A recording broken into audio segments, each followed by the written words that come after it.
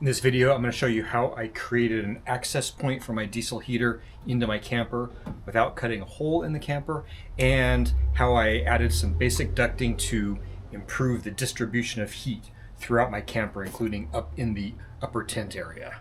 Now, there are ports you can get that you cut into the wall of your camper to give you access for a diesel heater or whatever kind of heater, and that's something that I considered, but at this stage, I'm not 100% sure exactly where I want that to go. If I want it to go on this side, if I want it to go on the other side. I've got some ideas for future developments here that may result in wanting the duct from my diesel heater to go into the other side of the camper. So for now, what I wanted to create was a temporary-ish access into the camper that would also tie in to a system of ducting. Now, this is a very small camping space. I have a mid-sized truck with just a 5-foot bed. This is a small space in here. I know some people like to build their heater right into their build. I wanted to keep my heater not integrated. I want it to not be in there all of the time. So transporting my heater in this crate is working out just fine for me. I can throw it in the camper when I need it. The rest of the time it can stay in the garage. Also, this is a very budget diesel heater. I bought it on a whim off of Amazon just to try diesel heat, see if I liked it. This has been working reasonably well, but I don't necessarily want this thing inside my camper doing its combustion thing inside the space where I sleep. So I prefer having it outside. I do have a video about this heater, and I will put a link in the description below.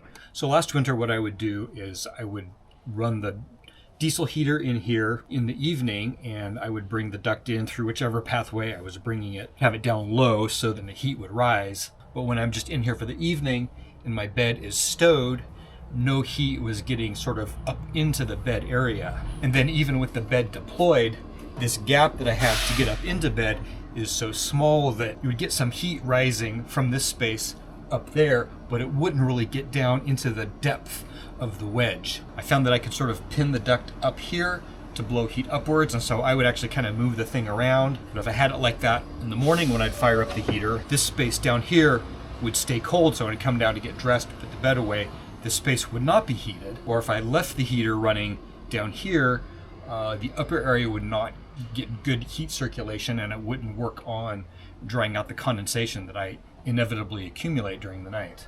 So with the bed deployed, you can see how there's these channels that run down between the angle that holds the bed up and the outer edge of the camper. And to me, these look like sort of a natural way to run heat further down into the camper. I went looking for a duct splitter and settled on this kit that includes some additional lengths of ducting and vents, along with the splitter itself, which has dampers built in to further control the distribution of heat. I also ordered a length of smaller ducting. This is listed as 42 millimeter, which is a little over 1.5 inches. With this smaller ducting, this is the 42 millimeter duct, it just fits in there, and it does clear the edge of the bed. Out of the box, this piece of 42 millimeter is about 5 feet long, but if I remember right, the listing said it should stretch to around 9 feet, so hopefully that should be enough to get from here somewhere up around the corner and then down somewhere out into the wedge. I don't quite know just how far it can be stretched or what it should look like once it's stretched, but I should be able to nearly double it if the Amazon listing was true. Oh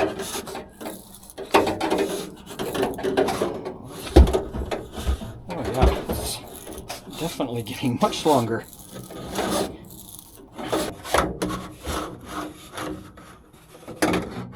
Okay, I found once I get it really stretched out, I can kind of compress it down into more of an oval shape, which hopefully will fit down into that channel a little better. Okay, so it's not a thing of beauty, but I've got that all secured in using aluminum tape, and that seems to be holding it in place. I'm just going to stop here at this point. Now that I know that that's actually going to work and run up there, I can work on building how all this is going to come together, and I'm not exactly sure yet. but that I had to make sure that was going to work before I did anything else. And I'm thinking maybe I would perforate this in a couple of places along here so that the heat sort of is coming out all along there and not just at the end, but I'm not sure. First of all, we'll just see how it goes with air coming out there. There's enough of this pink foam insulation left over from when I did the rest of the camper, and so I've cut a piece to fit in that spot. Now I'll have to do some carving to get it to fit around various things. And the cargo door on my camper it's sort of a trapezoid. It's got the same sort of forward lean as the entire camper, so I had to cut this accordingly. Score another point for the modularity of this current build, because my water and the drawers were kind of getting in my way. Super easy to just pop them out and have this space to work in. I'll put them back in afterwards.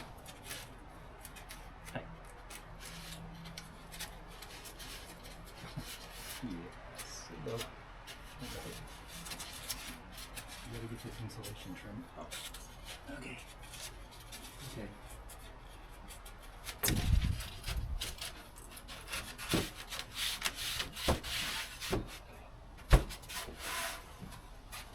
Now I know this top pack-out unit is going to run into the insulation here. I'm going to have to somehow carve it away. Ultimately, it was easier to fully cut away the insulation right here rather than carving into it, but this hole will prove useful later on. And no, not as a cat window. I have one small scrap of ABS plastic left over from my checkbox project, so I'm going to see if it will work to reinforce where the duct will pass through the foam.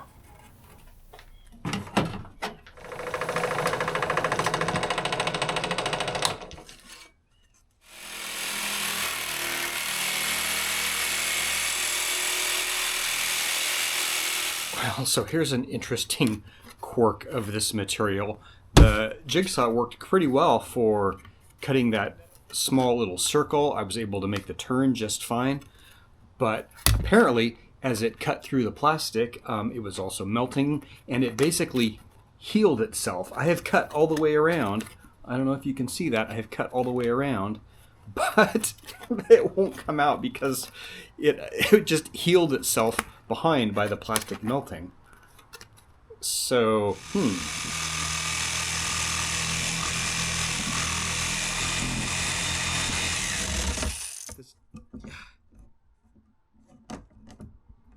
Are you kidding me? I cut it again and it healed itself again. I don't have a small handsaw that will fit, so I'm trying to just use a spare jigsaw blade, but that isn't working.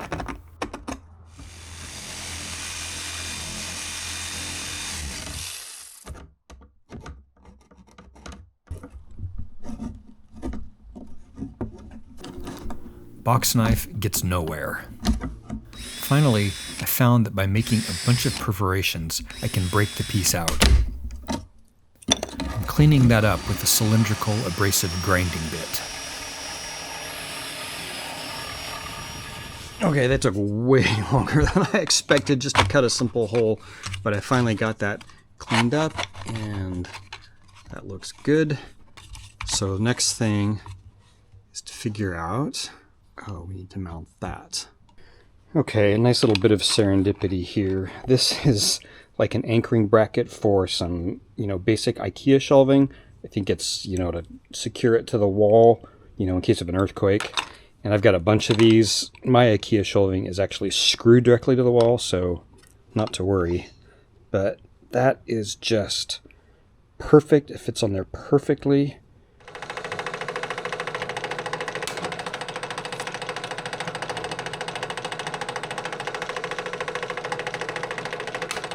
Okay, so I've marked where this is going to go and where the screws that hold it in are.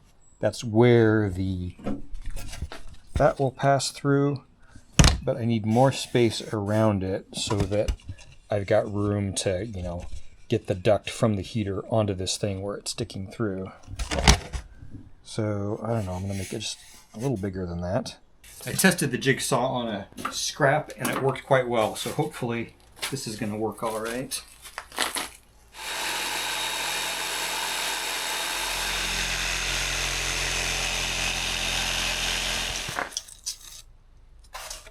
Okay, I've got this basically put together just to see if that gives me enough room to manipulate the duct onto there. Yeah, I think so. I'm coating the outside surface with black spray paint, and for the inside surface, I'm covering it with the same self-adhesive wallpaper I used in the rest of the camper. And yeah, I know. I'll talk about the potential bubbling in a minute.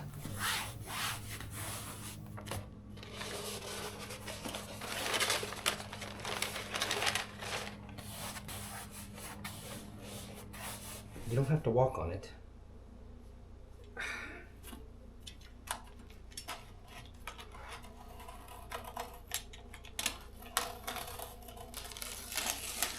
Now, my longtime viewers may be surprised that I put the wallpaper onto the pink insulation.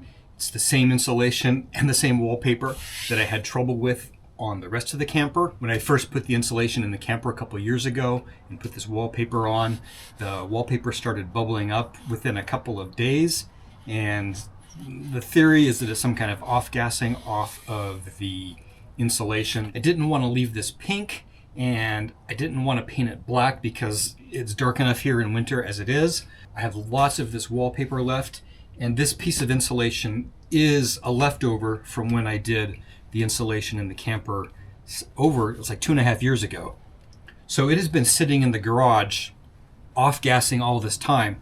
My hope is that enough off-gassing has happened that it is not going to produce bubbles on here. As I'm recording this just now, I did this wallpaper on the insulation board yesterday morning, so we're at 36 hours.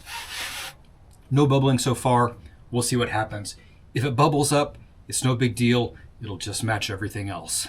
Probably the biggest problem I've run into on this project is simply getting from the 3-inch duct to this smaller duct, or 75 millimeter and 42 millimeter as it's sold on Amazon. Now, there are reducers, adapters that tie these two sizes together, but I cannot find a single one any place in the USA. Every supplier of them seems to be in China, and they're all like, it takes a month to get them. I even found one listed on Walmart.com as I was just searching across the internet, but even that was going to be 3 weeks at least for it to come. They don't have it in the store, of course, or in their warehouses. So I don't understand how no one in the entire country has this specific fitting. So I've had to come up with something else for now. If this all works, I may still order the fitting, and so I can, retrofit it basically and put it together with the proper fitting. I thought about trying to use like a metal funnel, but I went to several stores around town. I could not find a metal funnel that I could like cut to fit. They're all plastic, or the one metal one that I found was not going to work basically. Finally, I did run across this little cup. It's just a little cup in the kitchen area at Walmart, and it's just metal, and it just happens to be about the right size for each of those. So I just need to cut the base off of it, and then I'm just going to use tape, metal tape, to fit them together. We'll see how that goes.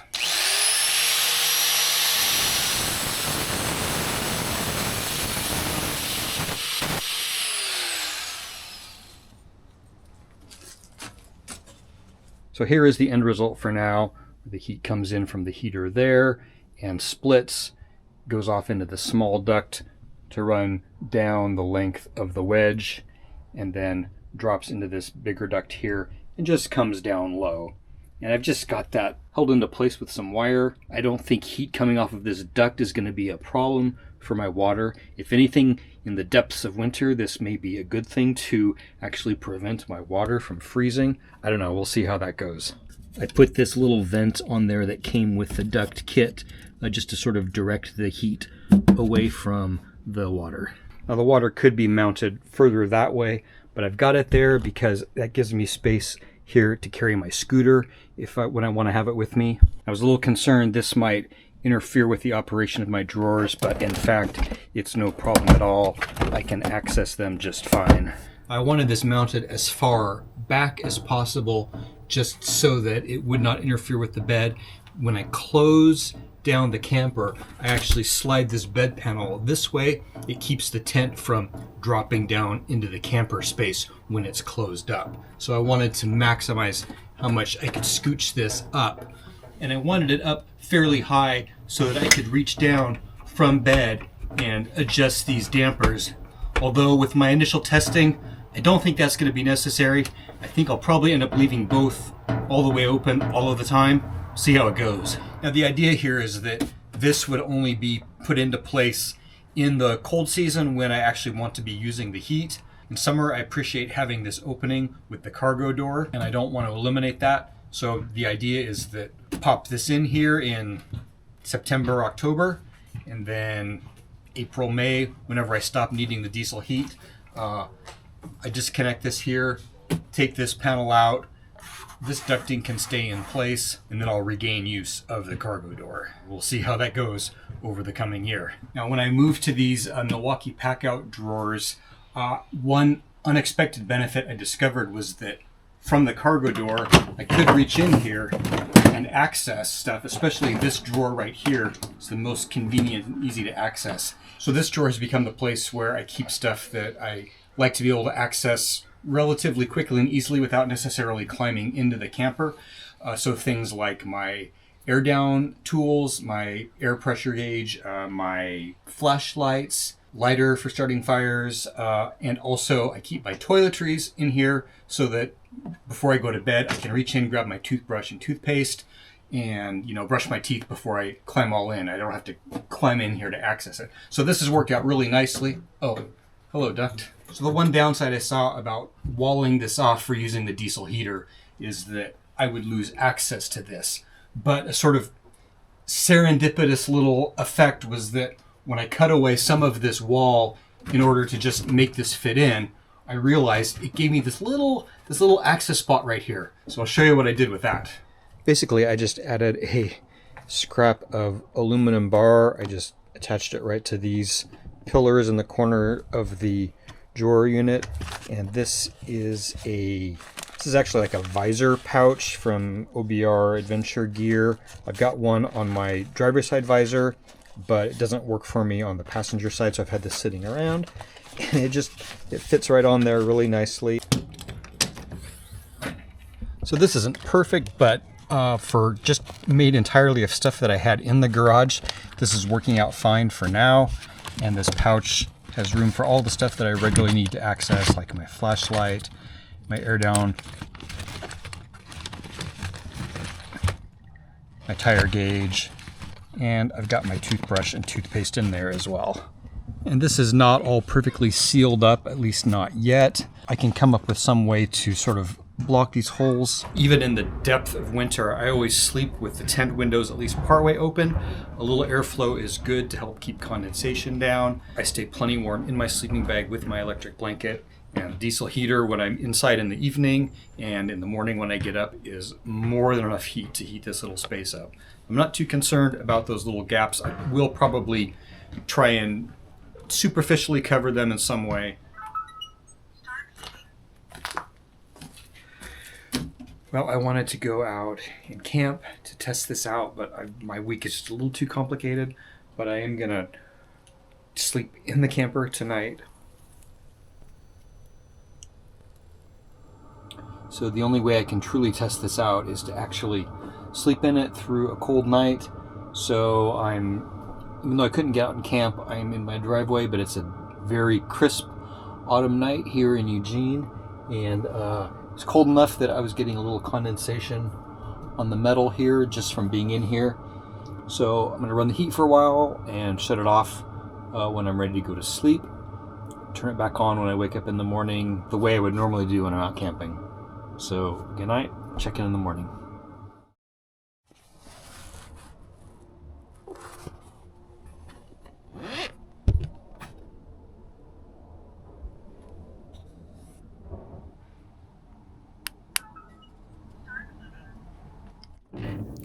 did not have a great night of sleep as Charlie kept asking to come inside, but then would want to go back out repeatedly throughout the night. Okay, this isn't really warming up my water container in any significant way. Slightly warmer right here in this corner, but just cold as you go down. Everything seems to be holding up okay to the heat. Alright, so what I found last night is that it definitely made a difference to have that duct running up there into the upper part of the wedge. However, it seemed like most of the heat was coming out down in sort of the far end channel at the far end and cooling off before it could really make a huge difference. It made a difference, but it wasn't enough. So what I did this morning is I went ahead and went up there and perforated that duct all the way down along there like I mentioned the other day, and that made a huge difference. Now I've got just like a little wall of heat that comes out of there, and that very quickly made a significant difference in how warm it was upstairs and sort of the balance of upstairs and downstairs without even fiddling with the dampers on the splitter. So I'm going to run it like that for now, see how it goes the next couple of times I go camping, get out into some even colder weather. Now I know most people run their diesel heaters all night long. I've experimented with it both ways, and I still prefer shutting it down when I'm ready to go to sleep, turning it on with the remote when I wake up in the morning. There's a couple of reasons for that. One is that I don't need to be heating that whole space. When I'm in bed and asleep, I am perfectly warm in my sleeping bag, and if I'm not warm enough, I can turn on my electric blanket. I don't need to be consuming diesel and my electricity reserves running the blower on the heater through the night while I'm just asleep anyway, and don't need that whole space to be warm. The other thing is that I just don't necessarily like to hear it when I'm out camping, especially if I'm out camping solo and that kind of masks any noise around me. I do like to be able to hear, if anyone or anything is approaching my camp. Now, I know if I ran it all night, I could end up with no condensation at all on my metal cross beams up there. But ultimately, to me, that's not enough to make it worth running the heater all night long. When I get up in the morning, I can actually just give it a quick wipe with my DryFox towel, which dries out really quickly, and so I can eliminate a bunch of that moisture. I'm still getting the advantage of the dryness of the diesel heat, because when I get into the camper in the evening and when I run it in the morning, it is that dry heat and not the moist heat that I used to be getting off my Mr. Heater Buddy, which would just contribute even more. At least the heat is not adding more moisture into the air. And it does have a little bit of a drying effect when I am in there. Now, obviously, exactly what I've done here is very specific to my exact camper, my exact scenario. The way you might incorporate something like this could be completely different, but I hope you found this helpful or useful in some way, or at least mildly entertaining. If you have any questions about anything I've done here, just post them in the comments below, and thank you for watching.